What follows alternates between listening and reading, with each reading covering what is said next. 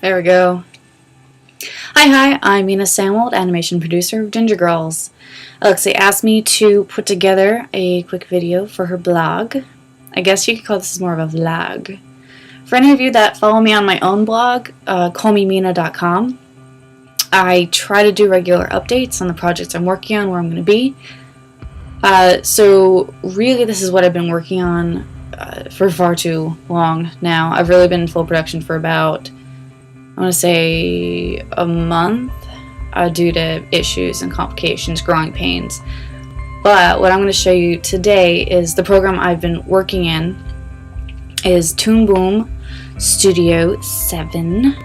Right now I'm on 7.1. This launched back in July. We're really cool to get our, really lucky to get our hands on this program.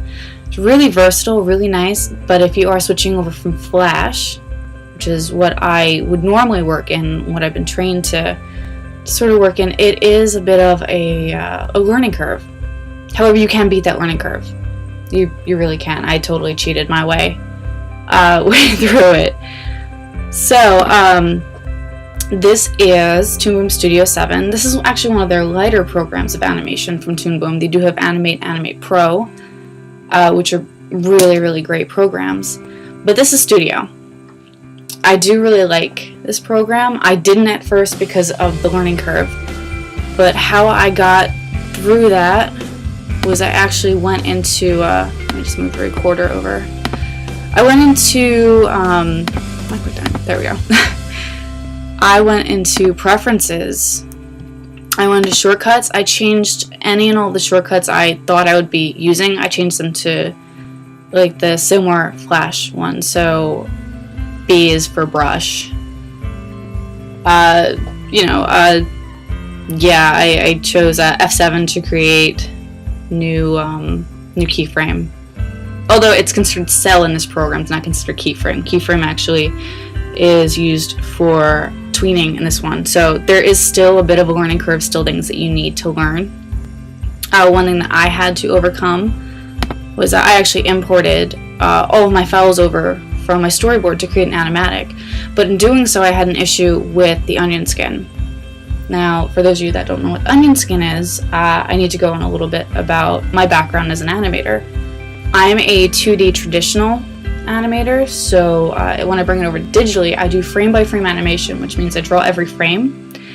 But I use something called onion skin, or a lot of people would actually refer to it as light table. Toon Boom's really nice and actually has both. What that does is it makes a transparent layer.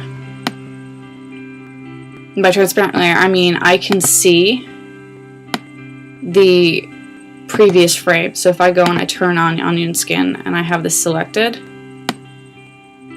you can see where it's a light green and a light purple. I can see the before and after, and I can actually draw on character based on that, so I can actually keep all of my frames consistent, which Disney, anyone that's done like 2D animation has used a form of onion skin or a light table. Light table is the same idea, just physically light underneath the table, and you use transparency of paper. So I ran into an issue with that where my background was not considered a background and I could not see past it. So in order to get past this, for any 2D animators out there looking to get into Toon Boom, you do need to have said background selected on your timeline, go over to properties and change it over to background. I know this all seems like really blah for those that are just like, hey, I just want to see an update. It's really important that you do that, because it actually cements that as a background that is then considered an actual background. Toon Boom's a little weird. It doesn't always consider the layers don't always work the way you want them to, or the way I learn them, or the way they work in Photoshop. It's not necessarily the same. So just really quickly right now, gonna go through, just gonna draw a couple frames and show you what my day-to-day looks like. Sorry you can't see my face right now. I know some people have like the really nifty box on the bottom, you can see their face, but I look like garbage right now. I don't really want you to see me like this.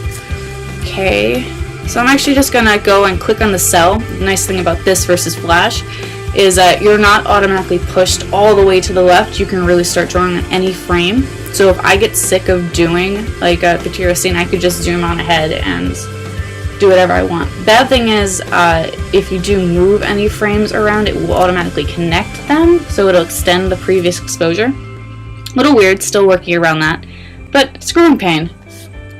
So we have our character, which is really just Alexia, the producer, as a fairy. I'm going to go in and really dynamic palette system they have here. I actually just need to change it over to the palette I created.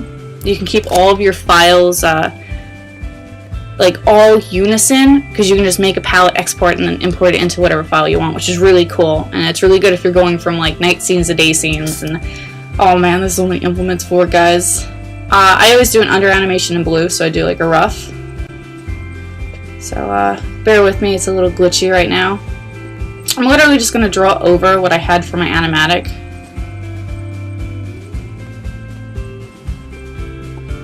It's really quick. I have a really short hand for her character, so I'm not even going to bother drawing like the eyes or the mouth right now, as long as I have the basic. Really getting into the finer detail, as long as I can mark off where the eyes are and like where the position of the head is. So she's looking like straight forward right now, but if I wanted to, like say in the animatic her eyes were over here and here's her nose and blah blah blah and here's her mouth, if I was going to do the rough animation, I'd literally just make a circle, a line, and that, so her head's a little bit tilted and here's her ear. So it helps to keep direction, helps to animate really fast doing, this is really considered like a pencil test, I guess. I have a really messy pencil test. If you talk to any other 2D animator, they would laugh about how terrible my pencil test is. Okay, so we have this lovely drawing. I'm going to delete this. That's the other thing, is it connects all the lines for you. You may have noticed like I selected everything. I only wanted to select this area right here, but it selects the wing too, it selects the whole thing. It does, works a little differently from Flash like that. I sometimes wish it wouldn't, but I see where that really helps. Alright, we're at like 7 minutes now, so I better hurry this shtick up. Okay, so, B for brush, I'm actually going to extend this. So what I do is oh, I'm a little dumb, hang on. Everything. Okay, so we got that. To extend this frame, I set that to F5, same as Flash, to extend exposure. Alright, cool. So now we have our next one, and we have our idea of what the next one. I'm actually just going to drag this out a little too far. And I'm just going to draw the next frame. So she's like waving. We're going to bring that down. You could also copy and paste the frame if you don't want to like draw the whole thing over again, which I get lazy, I do that. In order to do that, you can't just select Control C and Control V. You actually have to do Control C and then Command. Then you have to do Shift Command V, because that'll actually create a new layer based on that. If you don't do that, you're going to have the same exact frame, and anything you do on that frame is going to affect the previous frame. You know, as long as it's like the same drawing. It's a little weird like that. Alright, so we have our hand up. Drew the wings. We could probably change that. So we're actually going to bring this out to a double exposure, and I'm going to delete this one so we have the blank frame. So now we're going to do the in-between. Alright, just doing this, drawing. We're actually going to give her wings a jitter.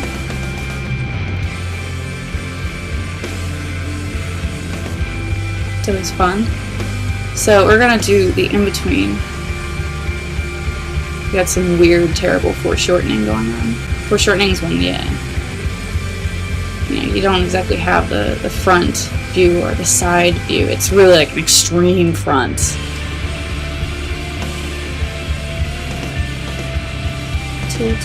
I am actually animating 15 frames per second. And I think Bill Plimpton, over at Plimpton's, he animates on 12 frames, so I think I can get away with doing 15. For those of you who don't know, 15 frames per second means 15 drawings per second. But don't let that daunt you too much, because it's not all drawing, you have to have holds and everything. Alright, so we got this awesome little work. We're going to extend these a little bit. Yeah, extending. We're actually going to turn this layer off so we don't see it. Now you can see like the terrible line work. Oh, look at that! She's actually moving. Yeah, and then from there, I mean, you can see how rough this is, but this is animation. So if I actually hit play, you actually get like the full feeling of everything. And that is roughly what I've been doing for past month or so, every day for a long time. I actually just got done with the roughs, which is actually one of them. I'm going to be heading into really the more complete, and then hopefully post-production. It's supposed to be done by, I have to get in by February 15th. I gave myself a deadline of the 10th. I don't think it's going to happen because I've got a lot of things happening. But I will be working really hard to get all this stuff done. So I think that is my little tutorial, I guess, with babbling involved. Yeah, I hope to see you guys when this is done. If not, maybe I'll do another update on either my blog or Alexia's blog. Okay, thank you. Bye-bye.